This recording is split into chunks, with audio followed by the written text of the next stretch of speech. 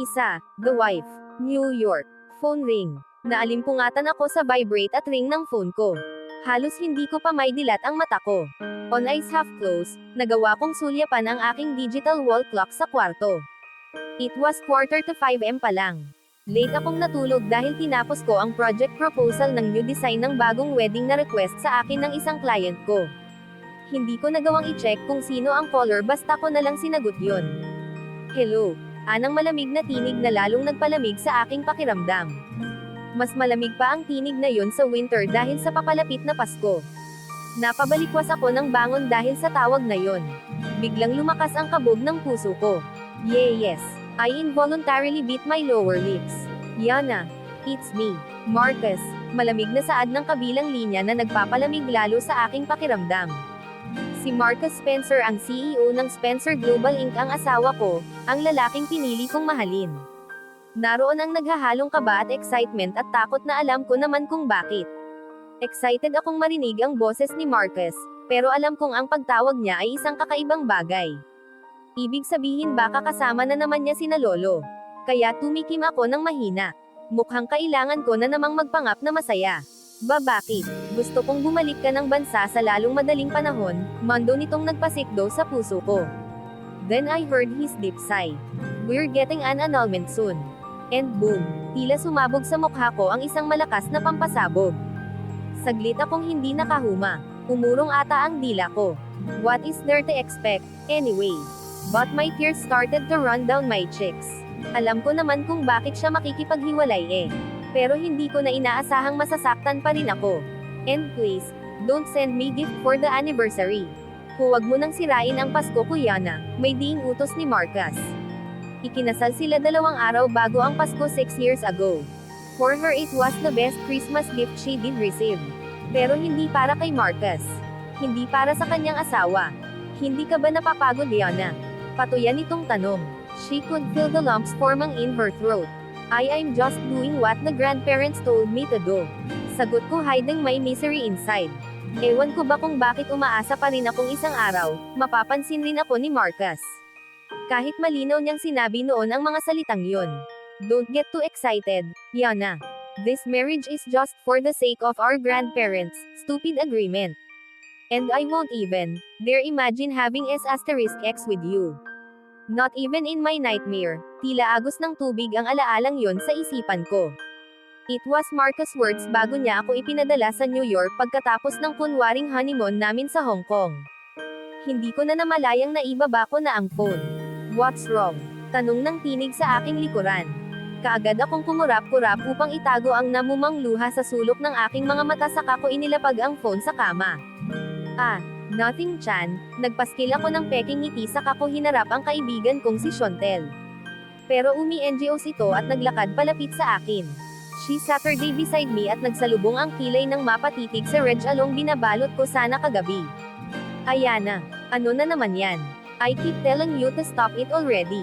May diing saad nito sa kamataman akong tinitigan na namaywang pa sa harapan ko. Kaagad nagsikip ang lalamunan ko kaya't napalunok ako. 6 na taon na, 6 damn years pero nandito ka pa rin. Nag-aantay. Pinasadahan niya ako ng tingin. Ang laki na ng pinagbago mo mula noon. Give yourself a chance of life, Ayana. Maganda ka no, napakaganda mo para mag-antay ka sa lalaking walang ibang ginawa kundi ang mamuhay na parang binata sa nakalipas na taon. Panahon na siguro para palayain mo ang sarili mo, Mrs. B. Ergan. Anitong sarkastikong ngumisi. Yes.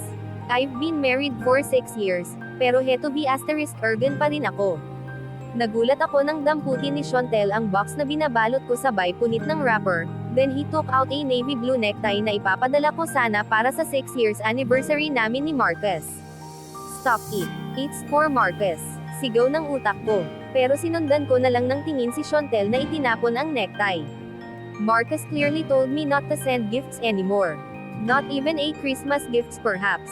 Yana, subukan mong pulutin yan, ikaw ang ilalagay ko sa basurahan. Ikaw na lang lagi ang nag-i-efforts para sa anniversary, Valentine's, Christmas, birthday, at New Year, ikaw lang ang nagpapadala ng gifts at cards sa asawa mong Judas Barabas eh. Tapos siya ayon feeling binata, bigil na lintayan ni Shontel na kumukumpas pa ang mga kamay. Okay lang naman, ay. It's not okay girl, babae ka. Maganda at hindi tamang hayaan mo si Marcus ng ganyan. Arranged marriage kayo pero naman. Mag-asawa pa rin kayo. Saka nag-efforts ka ng husto to improve yourself, anitong bumaba na ang tinig. What if makipaghiwalay ka na sa kanya? Doon tuluyang pamatak ang luha ko na ikinagulat nito. Saka ko nagawang sabihin ang tungkol sa tawag ni Marcus. Na nailinalaki ng mata nito. Oh my God, hinayaan mo talagang siya ang maunang magsabi, sinabi ko naman sa'yo diba? Unahan mo na sa annulment issue, para kahit paano makabangon man lang ang pride mo. Naku talaga Ayana, gigil nitong lintayan na namumula ang mukha habang namaywang pa sa harapan ko. Oo siguro ako. Kahit naman naging mag-asawa kami ni Marcus for 6 years wala naman nangyari sa amin kahit minsan. I was 18 when we got married. Kasi gusto ko si Marcus noon pa man. I first saw him again when I was 16. Pero 9 pa lang ako nakilala ko na siya. At dahil sa malaking pagbabago ng katawan ko since noong 15 ako dahil sa hormonal imbalance ko. Marcus has forgotten me. But still, nagawa ko pa ring lalo siyang mahalin kahit alam ko namang hindi na ako bagay sa kanya. He's a million charm drop-dead gorgeous man, while I was nothing. Ano ka ba bakit ka ba umiiyak? Dapat mag-celebrate ka ngayon. Sermon ni Shontel na pinahid pa ang luha ko. He's asking me to return to Manila. I paused. Then, fine. Mabuti na yan Yana. Umuwi ka at ipakita mo sa walang hiyang Judas Barabas mong asawa na nagkamali siyang hiwalayan ka. At please, kalimutan mo na si Marcus, he's just a face. Nothing more. Mas interesado siya sa gandang panlabas hindi sa panloob. Iyong babaeng idinidate niyang model last year. Di ba may sugar daddy na Amerikano yun? Kaya walang dahilan para iyakan mo ang Judas mong asawa. And I think mas mabuting makipagkita ka sa kanya di ba? Para naman makita niya at maisample mo sa pagmumukha niya kung anong pinakawalan niya. Gawin mong Christmas gift sa sarili mo ang lumaya. Maniwala ka girl, you deserve the best love Yana. Marcus P.O.B. OFBCH. Marcus A. Iyaw ng babaeng binabayo ko mula sa likuran nito. Nakilala ko siya kagabi sa bar, at mukhang magaling kaya dinala ko siya sa residence ng Spencer Global Inc. Ang top floor ng building kung saan ako madalas umuwi. Ang kumpanyang minana ko kay Lolo Frederico. Oh, shot faster, Frivate. Tila nababaliw pang ungol nito. Pawis na ako dahil kanina ko pa binabayo si, ano nga bang pangalan niya? I was about to see asterisk M kaya mabilis kong hinugot ang ka-asterisk bond ko sa bibitas ng babae na umungulpa na tila ayaw pa akong patigilan. Nakadalawang rounds na bitin pa rin ata. Lihim akong napangisi. Kung sa bagay, sinong babae hindi mabibitin sa kargada ko. Itinaas baba ko yun upang masaid ang katas na gustong lumabas sa aking alaga. Oh God, Marcus you were so evil. Nakangising saad nito na plano pa atang mahiga sa kama ko ng tuluyan. You should go, ani ko dito. Kita kong disappointed ito pero bumangon pa rin ito saka baliwalang nagbihis sa harap ko. Pwede ulit ako bukas, malambing nitong saad habang isinusaut ang panty o bikini ata ang tawag doon. Tatawagan na lang kita. I'll be busy tomorrow, Alice. It's Jenny. Nakangiwing pagtatama nito. Kaya natampol ko ang aking noo.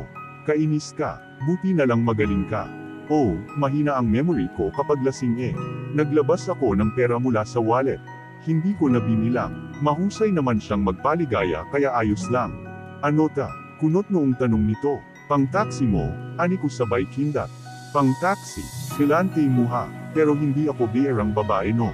Magpapasundo na lang ako sa driver ko, anitong ibinalik ang pera sa akin. Ewan ko ba pero sa dami ng babaeng na ikama ko. Parang lahat ata sila gusto lang talagang magpatusok sa akin.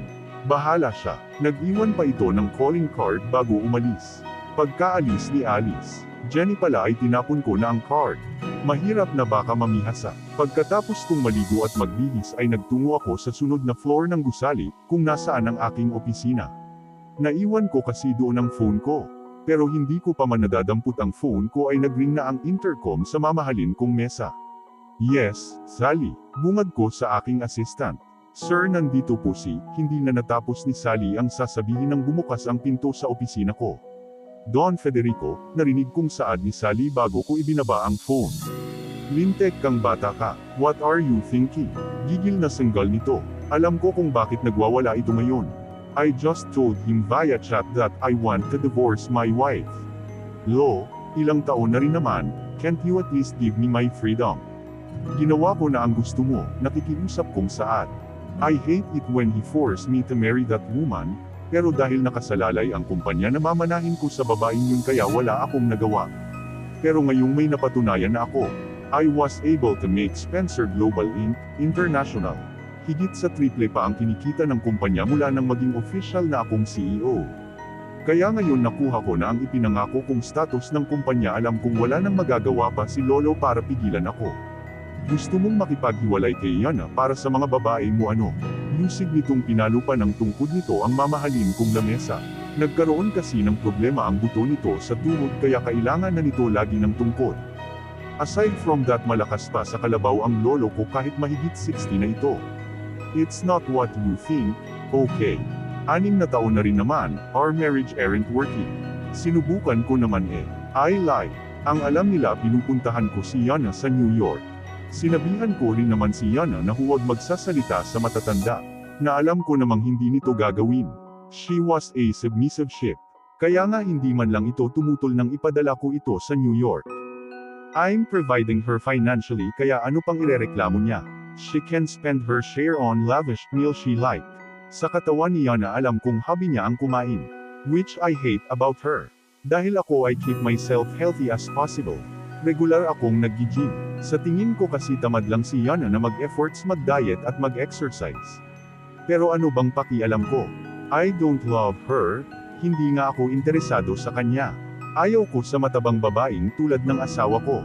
Maganda sana siya kasi mala porcelana ang balat. Maganda ang mga mata niya pero maga naman ang buong katawan sa katabaan. And I hate her for making me her prisoner in our marriage. Hindi ko alam kung bakit siya pumayag na magpakasal sa akin. Pero buo na ang pasya ko kaya ipinapaayos ko na ang lahat. Uuwi siya para mabilis ang proseso ng annulment. Kulang pa ba ang freedom na mayroon ka ngayon, ha Marcus? While your wife is miles away from you. Akusa nito kaya medyo naasar na rin ako. Oo, nagpapakasaya ako sa freedom na mayroon ako. Dahil alangan namang magpakaburo ako sa isang tabi dahil nakapag-asawa ako ng isang balyina. Sa isiping yun ay napangiwi ako. I don't want to think rudely of her. Pero hindi ko lang maiwasan. Wala na rin naman kayong magagawa Tinawagan ko si Yana kanina. I told her about the annulment, at pinapauwi ko siya ng bansa para maayos namin ang lahat. And she agreed with it, kumpiyansang saad ko. But I won't agree with it. Si Yana ang babaeng para sa'yo Marcus. She's a perfect wife material for God's sake. Gusto kong matawa sa sinabi ng aking abuelo pero pinigil ko na lang dahil baka mapalo pa ako ng tungkod niyang titanium na binalot ng gold dust. Kung mahilig lang sa tuxedo ang abuelo ko papasa na itong matandang mafia lord. Seryosong tinitigan ko si Lolo Fred Erico. I don't love Yana, Lolo. At kahit siya na lang ang natitirang babae sa mundo, I won't love or even want her. Kaya gusto kong payagan niyo ang annulment, may diing saad ko. 30 anyos na ako kaya wala nang dahilan para maging sunod sonyerin pa ako ngayon. Magiging malaya ko mula sa asawa ko, and that's final. At makinig ka rin, Marcus Spencer. Natitiyak kong kakainin mo lahat ng sinabi mong yan. Banta nito na ikinilan ko na lang. Hinding-hindi ko babawiin ang sinabi ko. Ayana is my worst nightmare. Want to know what happened next? Read it on Dream and Yukto app. Search for author Zindi or click the link below to check my story.